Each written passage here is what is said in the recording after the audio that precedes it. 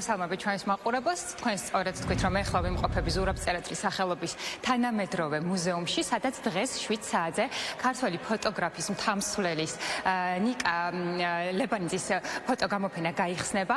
ექსპოზიცია კარგად ასახავს მე-19 საუკუნეში იტალიელი მკვლევარის და ფოტოგრაფის ვიტორიო სელას მიერ გადაღებულ ნამუშევრებს და იმავე მარშრუტით გამეორებულ კადრების აღბეჭდას, რომელიც ნიკა ლებანიძემ მოახერხა. აუცილებელია რომ მოხვიდეთ და ნახოთ ეს გამოფენა, იმიტომ რომ კარგ შთაბეჭდილებას და უნიკალურ შესაძლებლობას მოგცემთ ნახოთ თუ როგორ შეიცვალა სვანეთი 125 წლის განმავლობაში. თუმცა უფრო ვრცლად ამ გამოფენის შესახებ კურატორი თათა ქსოვრელი გვერდდება. თათა, დილამშვიდობის, თქვენ უშუალოდ მონაწილე ხართ თითოეული კადრის აღბეჭდის. თათა, რა დახვდება დღეს აქ მოსულ დამთვალიერებელს? დილამშვიდობისა, მოვესალმებით თქვენ დამთვალიერებელს. ეს გამოფენა არის ძალიან საინტერესო და უნიკალური იმითი, რომ პირველი არის ნიკა ლებანიძე, ვინც გაიარა ვიტორიო სელას გზა და ესე ვთქვათ დოკუმენტური აღბეჭდა მოხდა იგივე ადგილების, რაც სელამ შემოგვინახა სვანეთში. აქ ძალიან კარგად ჩანს ლანდშაფტის ცვლილება, ასევე ურბანული და ეკოლოგიური პრობლემები. ამ გამოფენაზე ძალიან საინტერესო არის თვითონ ეს ნაწილი, რომელიც მოიცავს ესეთ კომპოზიციებს, სადაც ვიტორიო სელას ნამუშევარია, ნიკასი არის და დამხმარე ფოტოები არის. ირგვლივ დღეს რა ხდება ამ ფოტოს მიღმა. ასევე ჩვენ გვაქვს წარმოდგენილი ვიდეო, ნიკასი და სხვა ფოტოები, რომლებიც ასახავს სვანეთს და აჩვენებს სხვა რაკურსით. თათა, მე მაინტერესებს რთული იყო თუ არა ზუსტად იგივე ადგილების და ხედების აღმოჩენა, რომელიც ვიტორიო სელამ თავის დროზე იპოვნა და აღბეჭდა ეს საოცარი კადრები, თქვენ რამდენად გაგიჭირდათ ამის პოვნა? ამაზე ნიკა უფრო დაწვრილებით გაგესაუბრებათ, მაგრამ პირველ ექსპედიციაში ჩვენც ვიყავით, ჩართულები კურატორები ვიყავით ადგილზე და სიმართლე გითხრათ ადგილს პოულობდით, მაგრამ რაკურსის მოძებნა გართულდა, არა მარტო იმიტომ, რომ მაგალითად შეცვლილია, ან წინ მაგალითად ხე არის ამოსული, ან სახლი დაგხვდა, უბრალოდ სხვა ფოტოკამერით ჰქონდა გადაღებული და ნიკამ მაინც მოახერხა ანალოგის გადაღება. თქვენი აზრით ის მთავარი გზავნილი რა არის დამთვალიერებლისთვის, რომელიც ამ გამოფენას ნახავს? ჩვენი მთავარი გზავნილი ამ გამოფენით იყო ის, რომ უფრო მეტი ყურადღება მიექციოს სვანეთის ურბანულ განვითარებას. სერიოზული პრობლემა არის, ეს არის ჩვენთვის ძალიან მნიშვნელოვანი და ასევე ეკოლოგიური მხარე, რომელიც ასევე მისახედია. დიდი მადლობა თათა, მე ასევე მაყურებელს მინდა გავაცნო თავად ამ ყველაფრის ავტორი და შემოქმედი ნიკა ლებანიძე არის დილიდან ჩვენთან ერთად. ნიკა, დილამშვიდობის.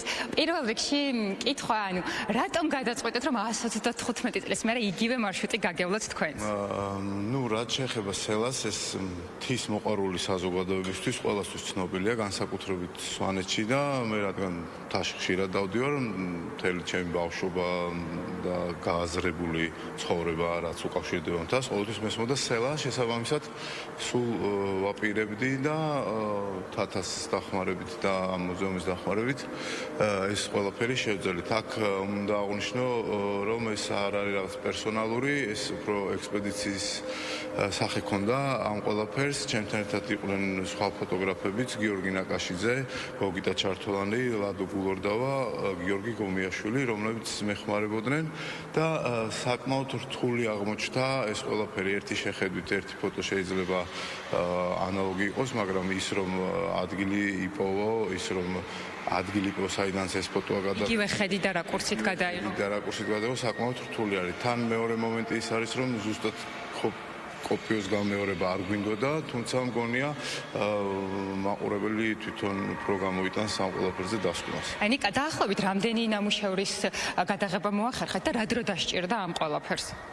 რაც შეეხება ნამუშევრებს, ნამუშევრები ცოტა უფრო მეტია, მაგრამ შევარჩიეთ უფრო ისეთი ჩვენთვის ღირებული. საუკეთესო. და დაჭირდა ამას სადღაც 6 თვე, ანუ ფაქტიურად 6 თვეზე მეტი ძალიან დიდი დრო გავხარჯეთ სვანეთში, რადგან არ იყო ეს ყველაფერი მარტივი, გვიწევდა ადგილობრივებთან კომუნიკაცია, ურთიერთობა, ძებნა და ამ ყველაფერს ჰქონდა უფრო ექსპედიციის სახე, ეს არ იყო რაღაცა შემოქმედებითი ფოტოგრაფია. აქ მთავარი აზრი არის ის, რომ ადამიანები, რომლებიც საუკუნეების წინ აშენებდნენ ჩვენს ქვეყანას და ტოვებდნენ ესთეტიურ სილამაზეს, დღეს სად არის ეს ყველაფერი? სელამ რაც დააფიქსირა და გააკეთა და გადაიღო, ჩვენ გავაკეთეთ ამ ობიექტების ასევე დაფიქსირება და ვანახეთ მაყურებელს თუ რა ცვლილება არის ამ ობიექტების გარშემო, ეს სივრცე სადაც ეს კოშკები მდებარეობს, მაშინ როგორი იყო და დღეს როგორი არის, როგორ მიდის ურბანული განვითარება. აქ ნაკლები აქცენტია ადამიანებზე და უფრო მეტი აქცენტია ძირითადად არქიტექტურაზე. ნიკა, გამოარჩევდით თუ არა რომელიმე ნამუშევარს, რომელიც აი განსაკუთრებულად შეგვიქმნის წარმოდგენას, თუ როგორ შეიცვალა კადრი დროსთან მიმართებაში? არის ერთი ნამუშევარი, ცოტა მოშორებით აქვს. შეგვიძლია ნელა გადავიდეთ და თან მოგვიყევით ამ ნამუშევრის შესახებ, რომ მივალთ. ეს ნამუშევარი არის ცელას ერთ-ერთი ცნობილი ფოტო, მდებარეობს უშგულში, უშგული არის გადაღებული, ერთ-ერთი უბანი, აი სწორედ ეს არის და აქ კარგად ჩანს თუ როგორ იცვლება თანამედროვეობაში ყოფა, ანუ ყოფითი ცხოვრება. აქ არის კოშკები, სადაც ადამიანები ცხოვრობდნენ საუკუნეების განმავლობაში და ასევე არის კოშკების გარშემო შექმნილი გარემო თუ როგორ იცვალა სახე ამ ყველაფერმა. სამწუხაროდ თანამედროვეობა მოიტანა მეტი კომფორტი და უფრო ისეთი გახდა გავზარმაცდით ადამიანები, ასე ვთქვათ, შევეჩვეთ ამ ესეთ კომფორტში ცხოვრებას, თუმცა მთაში ძალიან ძნელია ამ კომფორტზე უარის თქმა, რადგან მოგესალმებით არ არის მარტივი უშგულში იცხოვრო, ან თუნდაც სხვა რომელიმე მთის სოფელში და ამ შემთხვევაში აქ კარგად ჩანს თუ რეალურ ცხოვრებაში ეს ადამიანები რანაირად ცხოვრობენ და როგორ არიან და ასევე კარგად ჩანს თუ როგორ შეიძლება ოქროს შუალედის გავლება წარსულის ისტორიასა და თანამედროვეობას შორის ყოფით ცხოვრებაში. ანუ მთავარი მიზანი არის ამ გამოფენის ის, რომ ჩვენი რეალობით არ უნდა დავაზიანოთ ჩვენი წარსული. გასაგებია ნიკა, ძალიან დიდი მადლობა, მე წარმატებებს გისურვებთ.